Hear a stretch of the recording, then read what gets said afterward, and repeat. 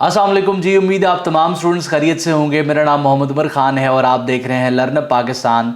आज का ये lecture Punjab enforcement and regulatory authority की वीडियो सीरीज़ का एक और लेक्चर है जिसमें हम Punjab enforcement and regulation act 2024 को डिस्कस कर रहे हैं और Punjab enforcement and regulation act का ये तीसरा वीडियो लेक्चर है। इससे पहले आप मुख्तलिफ सब्जेक्ट्स के लेक्चर इस यूट्यूब चैनल पर देख चुके हैं। प्लेलिस्ट के सेक्शन में जाएंगे। अगर अभी तक आपने जो है वो अपनी प्रिपरेशन को स्टार्ट नहीं किया, हम कोशिश कर रहे हैं कि तकरीबन तमाम सब्जेक्ट्स की प्रिपरेशन में आपको फैसिलिटेट करें। तो आज के इस लेक्चर में हम Punjab enforcement and regulation act को डिस्कस करने वाले हैं। इस वीडियो में आगे बढ़ने से पहले आप तमाम लोगों को मैं बताता चलूं कि अगर आप एक ऐसे कैंडिडेट हैं जो पीरा की प्रिपरेशन कर रहे हैं, चाहे ईओ के तौर पे अपेयर होना चाहते हैं, आईओ के तौर पे अपेयर होना चाहते हैं, तो आपकी तैयारी में आपको असिस्ट और फैसिलिटेट करने के लिए इस वक्त लर्नअप पाकिस्तान एक प्रिपरेटरी कोर्स ऑफर कर रहा है जिसमें हम MCQ आपको प्रोवाइड कर रहे हैं डिजिटल क्विज फॉर्म में, ताकि आप अपनी तैयारी को बेहतरीन तरीके से कंप्लीट कर सकें। जब एक कैंडिडेट के पास मोस्ट रेलेवेंट और अथेंटिक मटेरियल होता है तो उससे वो कम वक्त में अच्छे तरीके से प्रिपेयर कर सकता है। तो उस मटेरियल को, उस प्रिपरेटरी कोर्स को एक्सेस करने के लिए आप स्क्रीन पर मौजूद व्हाट्सएप नंबर को इस्तेमाल कर सकते हैं। इस वक्त उस कोर्स पर हम स्टूडेंट्स को 30% डिस्काउंट भी ऑफर कर रहे हैं। तो बगैर वक्त ज़ाय किए हम अपने लेक्चर को स्टार्ट करते हैं। आज के इस लेक्चर में हम पढ़ने वाले हैं चैप्टर नंबर 3 को। आप तमाम लोग जानते हैं कि प्रीवियस 2 लेक्चर्स में हम 2 चैप्टर्स को पढ़ चुके हैं और chapter number 3 is all about district enforcement and regulation board. तो district enforcement and regulation board जो है उसकी कॉम्पोजिशन क्या है, उसके फंक्शंस क्या हैं और साथ साथ जो है वो क्यों बनाया जाता है, उसका पर्पस क्या है, हम ये पढ़ने वाले हैं। सेक्शन नंबर 12 से लेके सेक्शन नंबर 15 के दरमियान जो है district enforcement and regulation board जो है डिस्कस किया गया है। सबसे पहले इसकी कॉम्पोजिशन को देखते हैं। सेक्शन 12 हमें बताता है district enforcement and regulation board के हवाले से द अथॉरिटी से मुराद Punjab enforcement and regulatory authority में बाय एन ऑर्डर, एक ऑर्डर के ज़रिए कॉन्स्टिट्यूट कर सकती है किसको, district enforcement and regulatory board को एट द डिस्ट्रिक्ट लेवल। अब ये कहाँ पर बनाया जाएगा, डिस्ट्रिक्ट लेवल पर बनाया जाएगा। ये चीज़ें जो हाईलाइट कर रहा हूँ मैं MCQs पर्सपेक्टिव से आपके लिए इंपॉर्टेंट होती हैं। विद द फॉलोइंग कंपोजिशन, और इसकी कंपोजिशन दर्ज झेल होगी। सबसे पहले डिप्टी कमिश्नर होगा। डिप्टी कमिश्नर जो है DC कौन होगा, इसका चेयरपर्सन होगा। तो अब ये आपसे सवाल पूछा जा सकता है कि district enforcement and regulatory board जो है इसका चेयरमैन कौन होगा। तो डिप्टी कमिश्नर इसका चेयरमैन होगा। उसके बाद डिस्ट्रिक्ट पुलिस ऑफिसर DPO जो है वो इसका मेंबर होगा। उसके बाद district head of departments of scheduled laws. तो सबसे पहले तो आपने पढ़ लेना है कि पीरा के स्केड्यूल्ड लॉज कौन से हैं। इस कानून के बिल्कुल आखिर में चले जाएंगे, आपको स्केड्यूल्ड लॉज मिल जाएंगे। तो स्केड्यूल्ड लॉज जितने भी हैं उन डिपार्टमेंट्स के जो हेड्स हैं डिस्ट्रिक्ट लेवल के, वो इसके मेंबर के तौर पे शामिल कर दिए जाएंगे। देन आप देख सकते हैं कि इसके अंदर डिस्ट्रिक्ट पब्लिक प्रोसिक्यूटर को एक मेंबर के तौर पे ऐड किया गया है। डिस्ट्रिक्ट अटॉर्नी को जो है एक मेंबर के तौर पे ऐड किया गया है और एडिशनल डिप्टी कमिश्नर जो है उसको मेंबर स्लैश सेक्रेटरी के तौर पे ऐड किया गया है। तो ये मेंबर भी होगा और सेक्रेटरी भी होगा, एडिशनल डिप्टी कमिश्नर। ठीक है, एडिशनल से मुराद यही है कि इसके पास पावर डिप्टी कमिश्नर की होंगी, लेकिन ये एक एडिशनल के तौर पे वहाँ पर लगाया गया है मुख्तलिफ उमूर सरंजाम देने के लिए, डिप्टी कमिश्नर को असिस्ट करने के लिए।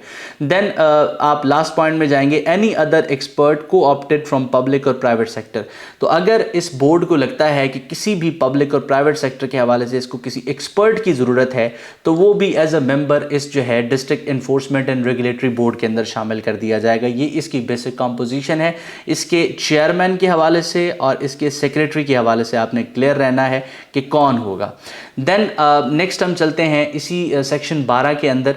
अब ये वो पॉइंट्स हैं जो as it is bare act के पॉइंट्स हैं। ठीक है, the board shall be housed at district headquarters. तो डिस्ट्रिक्ट हेडक्वार्टर्स जितने भी हैं वहाँ पर ये बोर्ड जो है वाक़ होगा। The board shall meet at such date, time and place and shall observe such procedure with regard to transaction of its business and meetings as the authority may determine। तो जिस तरीक़ाकार से अथॉरिटी डिटर्मिन करेगी उसी तरीक़ाकार से उन्हीं dates पर, उन्हीं औकात पे, उसी जगह पे इनकी जो है मुख्तलिफ़ किस्म की मीटिंग्स भी कितनी होंगी और जिस तरीक़ेकार से इन्होंने बिजनेस यानी कि इनका जो पर्पस है इस बोर्ड का उसको कंटिन्यू करना है, उस हवाले से भी इनको अथॉरिटी की तरफ से जो है वो डिक्टेशन दी जाएंगी। और अथॉरिटी जिस तरीके से अपने रूल्स के अंदर डिटर्मिन करेगी या मुख्तलिफ किस्म के नोटिफिकेशंस के अंदर डिटर्मिन करेगी, ये बोर्ड उसी तरीके से काम करेगा। उसके बाद बात की जाती है the meetings of the board shall B presided over by it's chairperson. अब ये भी आपसे सवाल पूछा जा सकता है कि जो बोर्ड अंडर सेक्शन 12 बनाया जाएगा उसकी जो मीटिंग्स हैं उसको प्रिजाइड कौन करेगा? चेयरपर्सन करेगा। चेयरपर्सन कौन होगा? Deputy commissioner, DC. और इन हिज एब्सेंस, और अगर ये एब्सेंट होगा by a member nominated by him, तो उस मेंबर की तरफ से इसको प्रिजाइड किया जाएगा जिसको चेयरपर्सन डिप्टी कमिश्नर की तरफ से नॉमिनेट किया जाता है। The quorum for a meeting of the board shall be 1/2 of the total membership. तो कोरम से मुराद यही है कि अगर एक मखसूस मिनिमम नंबर ऑफ मेंबर्स होंगे तभी इसकी मीटिंग चलेगी। तो वो कितना है? वो 1/2 है जी। 1/2 यानी कि आधे मेंबर्स अगर प्रेजेंट होंगे तभी मीटिंग जो है वो इस बोर्ड की कंटिन्यू होगी, वरना मीटिंग उस दिन नहीं होगी। The secretary on the direction of chairperson shall call meeting of the board. तो सेक्रेटरी का काम क्या है? इसने मीटिंग को कॉल करना है। किसकी डायरेक्शंस पर? डायरेक्शंस दी जाएगी जी चेयरपर्सन की तरफ से। The decisions of the board shall be taken by majority of the members present and voting, and in the event of equality of votes the chairperson or in his absence the member presiding over the meeting as the case may be shall have a casting vote. तो decision जो है वो majority votes के बाद लिया जाएगा। Decision of the board depend करेगा कि majority of the members present या वोटिंग किसकी तरफ वोट करते हैं, और इन केस वोट्स इक्वल हो जाते हैं तो उसके बाद जो चेयरपर्सन है, चेयरमैन है, चेयरपर्सन का जो वोट है वो एक डिसाइडिंग वोट के तौर पे काम करेगा, यानी कि फाइनल अथॉरिटी इसके पास होगी कि उन दोनों डिसीजंस में से जिस भी डिसीजन को ये चेयरपर्सन सपोर्ट करेगा वो डिसीजन बोर्ड का फाइनल डिसीजन समझा जाएगा। The secretary shall maintain a complete record of the minutes and decisions of the board. तो सेक्रेटरी का फंक्शन ये भी है कि इसने मिनट्स ऑफ द मीटिंग भी कंप्लीट रिकॉर्ड रखना है, किस चीज़ का? मिनट्स ऑफ द मीटिंग का, और साथ साथ डिसीजंस बोर्ड की तरफ से लिए गए हैं उनका। No act, decision, order or proceeding of the board or a committee constituted by the board shall be invalid merely by reason of any vacancy or defect in the constitution of the board or committees. तो board की तरफ से किया गया कोई भी काम या इनकी तरफ से लिया गया कोई भी फैसला या कोई भी ऑर्डर या कोई भी प्रोसीडिंग मेयरली इस बेसिस पे इनवैलिड नहीं हो जाएगी कि जिस दिन ये काम किया गया, जिस दिन ये डिसीजन लिया गया, जिस दिन ये प्रोसीडिंग हुई, उस वक्त जो है किसी किस्म की वैकेंसी एग्जिस्ट करती थी बोर्ड में, या कोई मेंबर मौजूद नहीं था, इस तरह की वैकेंसी वैकेंट थी, या इसकी कॉम्पोजिशन में किसी किस्म का कोई मसला था, तो इसका कोई भी काम, कोई भी एक्ट, कोई भी प्रोसीडिंग इस बेसिस पे इनवैलिड नहीं हो सकती। The secretary shall be responsible for performing secretarial functions. तो इसका मतलब यह है कि एडमिनिस्ट्रेटिव मुख्तलिफ किस्म के जो मैटर्स हैं उसके लिए रिस्पॉन्सिबल है सेक्रेटरी, और इसके अलावा जो सेक्रेटेरियल सपोर्ट है वो भी बोर्ड को सेक्रेटरी ही प्रोवाइड करेगा। The secretary shall exercise such power as are mentioned in the act और एज मे बी प्रिस्क्राइब्ड और delegated to him by the board. तो ये सारे के सारे जो फंक्शन सेक्रेटरी परफॉर्म कर रहा है, ये फंक्शन या तो जो ये एक्ट है, पीरा का एक्ट, इसके अंदर इसको पावर्स दी गई हैं, या इसको ये डेलीगेट की गई हैं, या अथॉरिटी की तरफ से इसको ये प्रिस्क्राइब की गई हैं। उसके बाद नेक्स्ट सेक्शन हम देखते हैं, सेक्शन नंबर 13, जिसमें कमिटीज के हवाले से बात की जा रही है। The board may constitute such committees as may be deem necessary. तो बोर्ड जो है अगर चाहे तो कमिटीज बना सकता है अगर उसको किसी मखसूस चीज़ के हवाले से ज़रूरत महसूस होती है, for carrying out the purpose of the act. और ये कमेटी बनाई गई है एक मखसूस पर्पज़ ऑफ द एक्ट को फुलफिल करने के लिए। फॉर एन एग्जाम्पल, इस एक्ट का एक मखसूस पर्पज़ है जिसको फुलफिल करने के लिए एक कमेटी बनाना दरकार है, तो बोर्ड के पास ये अथॉरिटी है कि वो कमेटी बना सकती है। And such committee shall exercise such powers and perform such function as may be assigned to them by the board. और वो कमेटीज वही काम करेंगी, वही पावर्स एक्सरसाइज करेंगी, वही फंक्शंस परफॉर्म करेंगी जो बोर्ड की तरफ से इनको डिक्टेट की गए हैं। देन हम सेक्शन 14 की तरफ जाते हैं जहां पर पावर्स और फंक्शंस बताए गए हैं बोर्ड के। बोर्ड कॉन्स्टिट्यूट हुआ है सेक्शन 12 के अंडर, उसके फंक्शंस बताए जा रहे हैं सेक्शन 14 के अंदर। Subject to the provisions of the act, rules और रेगुलेशन फ्रेम देयर अंडर। तो ये जो फंक्शंस हैं ये किसके अंडर हैं? सबसे पहले जो कानून की प्रोविजंस हैं इससे हट के अगर कोई हैं तो सबसे पहले वो प्रिपेयर करेंगी। अगर कोई रूल्स बनाए गए हैं अथॉरिटी की तरफ से तो सबसे पहले वो प्रिपेयर करेंगे। उसके बाद ये जनरल फंक्शंस बताए गए हैं। The board may exercise such powers and take such measures as be necessary for carrying out the purpose of the act. तो इस एक्ट के पर्पस को फुलफिल करने के लिए तमाम के तमाम पावर्स जो है वो बोर्ड की तरफ से एक्सरसाइज की जा सकती हैं, तमाम के तमाम मेजर्स जो है बोर्ड की तरफ से लिए जा सकते हैं without prejudice to the generality applicability of the provisions of sub section 1 the board shall. अब यहाँ पर बोर्ड के फंक्शंस बताए गए हैं। बोर्ड क्या करेगा, ओवरसी करेगा, स्फेयर हेड करेगा, मॉनिटर करेगा the implementation of the guidelines issued by the authority under the act. तो मुख्तलिफ किस्म की जो गाइडलाइंस हैं उनकी इम्प्लीमेंटेशंस की अश्योरिटी जो है ये बोर्ड करेगा, सुपरवाइज करेगा, मॉनिटर करेगा और रिव्यू करेगा। क्या रिव्यू करेगा, मॉनिटर करेगा, सुपरवाइज करेगा? प्रोग्रेस को, परफॉर्मेंस को ऑफ द इन्फोर्समेंट स्टेशंस। तो इन्फोर्समेंट स्टेशन जो इस एक्ट के अंदर बनाए गए हैं उनको सुपरवाइज करना, मॉनिटर करना, उनकी प्रोग्रेस को रिव्यू करना बोर्ड का काम है। कंडक्ट अ सिचुएशनल असेसमेंट, ये बेसिकली सिचुएशनल असेसमेंट करेगा और सिस्टमैटिकली गैदर करेगा, सिस्टमैटिकली गैदर करेगा और एनालाइज करेगा किसको, रेलेवेंट डाटा को। और इसको एनालाइज करने का, सिस्टमैटिकली गैदर करने का पर्पस क्या होगा, for decision making and effective planning. तो डिसीजन मेकिंग में असिस्ट करने के लिए और इफेक्टिव प्लानिंग करने के लिए इसने ये काम करना है। Then take all necessary measures for implementing the enforcement mechanism under provided under the act.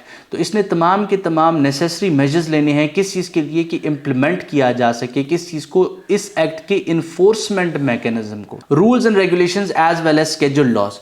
तो इस एक्ट को, इसके रूल्स को, इसकी रेगुलेशंस को और जो स्केड्यूल्ड लॉज हैं उसके अंदर जो प्रोवाइडेड इन्फोर्समेंट मैकेनिज्म है उसकी इंप्लीमेंटेशन के लिए इसने नेसेसरी मेजर्स लेने हैं।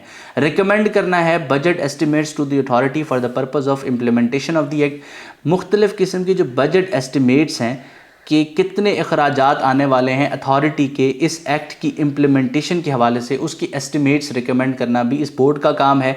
उसके बाद seek report for concern quarter for data analysis and better decision making. Then propose or sanction as may be prescribed. उसके बाद इसने प्रपोज करना है या इसने सैंक्शन करना है एज मे बी प्रिस्क्राइब्ड। क्या चीज़ सैंक्शन करनी है, पेमेंट सैंक्शन करनी है किस चीज़ की, रिवॉर्ड के लिए। किसको, any person including any officer, employee and whistle blower. Whistle blower हमने पढ़ा था डेफिनेशंस में, आप कमेंट सेक्शन में बताएंगे कि आप इसको रिकॉल कर पा रहे हैं या नहीं। तो इसने रिवॉर्ड्स को सैंक्शन करना है या प्रपोज करना है, और ये रिवॉर्ड्स किसी भी शख्स के लिए हो सकते हैं, और उसमें ऑफिसर्स भी शामिल हैं, उसमें एम्प्लॉयज़ भी शामिल हैं और उसमें विसल ब्लोअर्स भी शामिल हैं who has made an exceptional efforts toward accomplishment the objective of the act. तो इस एक्ट के ऑब्जेक्टिव को अकम्पलिश करने के लिए अगर किसी ने किसी किस्म की एफर्ट्स पुट की हैं, वो कोई ऑफिसर भी हो सकता है, एम्प्लॉय भी हो सकता है, विसल ब्लोअर भी हो सकता है, तो उसके लिए किसी किस्म के रिवॉर्ड को प्रपोज करना या सैंक्शन करना इस बोर्ड का काम है। Such other functions and exercise such other power as may be assigned to it by the authority from time to time। इसके अलावा इसने तमाम के तमाम फंक्शंस जो अथॉरिटी की तरफ से, अथॉरिटी यानी कि पीरा की तरफ से मुख्तलिफ औकात पे इस बोर्ड को साइन होते रहेंगे, तो उनको फुलफिल करना भी जो है इसके फंक्शंस के अंदर ही आएगा। देन हम सेक्शन 15 की तरफ जाते हैं, power and functions of chairperson. अब चेयरपर्सन के बारे में हमने पढ़ा है, तफसीलन पढ़ा है, तो इसकी पावर और इसके फंक्शंस के हवाले से बात की जा रही है सेक्शन 15 में। The chairperson of the board shall exercise such power as are provided in the act और as may be prescribed or delegated to him by the authority or board। तो चेयरपर्सन ने वो तमाम के तमाम फंक्शंस एक्सरसाइज करने हैं, वो तमाम के तमाम फंक्शंस एक्सरसाइज करनी है, वो पावर्स एक्सरसाइज करनी है जो इस कानून के अंदर उसको दी गई हैं या उसको प्रेस्क्राइब की गई हैं या डेलीगेट की गई हैं अथॉरिटी की तरफ से या बोर्ड की तरफ से। तो इस कानून के अंदर जो आपको पावर्स दी गई हैं चेयरपर्सन को, वो उसने एक्सरसाइज करनी है, प्लस जो अथॉरिटी की तरफ से प्रेस्क्राइब या डेलीगेट की गई हैं वो पावर्स भी उसने एक्सरसाइज करनी है। The chairperson of the board shall responsible to execute the directions of the authority for the purpose of this act and shall. तो चेयरपर्सन की क्या रिस्पॉन्सिबिलिटी है कि वो रिस्पॉन्सिबल है एग्जीक्यूट करने के लिए जो डायरेक्शंस दी गई हैं किसकी तरफ से, अथॉरिटी की तरफ से, for the purpose of this act. और इस सूरत में वो क्या काम करेगा, वो मॉनिटर करेगा और इंश्योर करेगा किस चीज़ को, इम्प्लीमेंटेशन ऑफ द एक्ट। कहाँ पर, एट डिस्ट्रिक्ट लेवल पर। तो हर डिस्ट्रिक्ट लेवल पर एक डिफरेंट चेयरपर्सन होगा और हर डिस्ट्रिक्ट लेवल पर मॉनिटर करना और इंश्योर करना इम्प्लीमेंटेशन ऑफ द एक्ट उसका काम होगा। देन ये कंडक्ट करेगा performance review of enforcement station and it's employees. तो दर हकीकत बोर्ड के जितने भी काम थे आप देखेंगे उसमें मेजॉरिटी काम जो है वो चेयरपर्सन की रिस्पॉन्सिबिलिटी में आ रहा है, और चेयरपर्सन ये अपने मातहत लोगों के थ्रू जो है वो ये काम, ये जो फंक्शंस हैं वो परफॉर्म करेगा। तो इसने कंडक्ट करना है परफॉर्मेंस रिव्यू किस चीज़ का, इन्फोर्समेंट स्टेशंस का और इन्फोर्समेंट स्टेशन के एम्प्लॉयज़ का। उसके बाद इसने रिपोर्ट्स लेनी है और रिकॉर्ड करना है इन्फोर्समेंट स्टेशन से, ठीक है। उसके बाद इसने इनिशिएट करनी है और कंडक्ट करनी है इंक्वायरीज, और ये इंक्वायरीज या तो ये खुद करेगा या अपने किसी ऑफिसर के थ्रू करेगा, as may be required for carrying out the purpose of this act और स्केड्यूल्ड लॉज। तो जितने भी स्केड्यूल्ड लॉज हैं उनके पर्पस को फुलफिल करने के लिए, इस कानून के पर्पस को फुलफिल करने के लिए इसने इनिशिएट करनी है और कंडक्ट करनी है इंक्वायरीज। देन इसने जो है क्या करना है कि प्रोवाइड असिस्टेंस, इसने असिस्टेंस प्रोवाइड करनी है, इसने असिस्टेंस प्रोवाइड करनी है on a requisition received under section 20 of the act. तो सेक्शन 20 को हम आगे डिस्कस करने वाले हैं। तो अगर सेक्शन 20 के ताबे किसी किस्म की रिक्विजिशन इसको रिसीव होती है तो उस हवाले से इसने असिस्टेंस प्रोवाइड करनी है। उसके बाद इसने रिड्रेसल करना है, हल करना है किस चीज को, ग्रीवियंसेस को, on the complaints filed by any aggrieved person against the transgression of any employee in the district. तो किसी भी डिस्ट्रिक्ट लेवल पर अगर किसी एम्प्लॉय ने लॉ की वायलेशन किया और उसके अगेंस्ट किसी किस्म का जो एग्रीव्ड पर्सन है वो कंप्लेन लेके आता है, तो उन कंप्लेंट्स का सोल्यूशन भी चेयरपर्सन की जिम्मेदारी है। इसने डिसाइड करना है रेफरेंस को, जो कि हेयरिंग ऑफिसर की तरफ से इसको भेजा जाएगा। हेयरिंग ऑफिसर को नेक्स्ट चैप्टर में हम डिस्कस करने वाले हैं। तो हेयरिंग ऑफिसर जितने किस्म के रेफरेंसेस को भेजेगा उन तमाम रेफरेंसेस को डिसाइड करना भी चेयरपर्सन का काम है। उसके बाद नेक्स्ट इसने एडमिनिस्टर करना है किसको, इन्फोर्समेंट स्टेशंस को और उसके एम्प्लॉयज को in the district level as may be prescribe. तो जिस तरीकाकार से इस कानून के अंडर, जिस तरीकाकार से इस कानून के ताबे किसी रूल्स के अंदर या अथॉरिटी की तरफ से जो डायरेक्शन इशू हुई हैं उसके अंदर जो चेयरपर्सन है उसने एडमिनिस्टर करना है इन्फोर्समेंट स्टेशंस को भी और उसके एम्प्लॉयज को भी। उसके अलावा इसने एक्सरसाइज करनी है such powers and perform such functions as may be ancillary to the above and for carrying out the purpose of the act और स्केड्यूल्ड लॉज। तो इस एक्ट के पर्पस को फुलफिल करने के लिए, स्केड्यूल्ड लॉज के पर्पस को फुलफिल करने के लिए जितने भी किस्म के जो काम इसको इससे पहले प्रोविजंस में बताए गए हैं इस सेक्शन के अंडर, उससे मिलते जुलते तमाम के तमाम काम जो है वो चेयरपर्सन ने करने हैं। मैं उम्मीद करता हूँ ये लेक्चर आपके लिए हेल्पफुल रहा है। इस तरह की मजीद वीडियोस देखने के लिए लर्न पाकिस्तान की कम्युनिटी के साथ इन टच रहें और कोशिश करें इन लेक्चर्स को अपने दोस्तों के साथ भी शेयर करें ताकि वो भी इससे मुस्तफ़ीद हो सकें। अल्लाह आपका हामी और नासिर हो। हमेशा आप तमाम स्टूडेंट्स की कामयाबी के लिए दुआ गो। उमर खान और उसकी टीम। अल्लाह हाफ़िज़।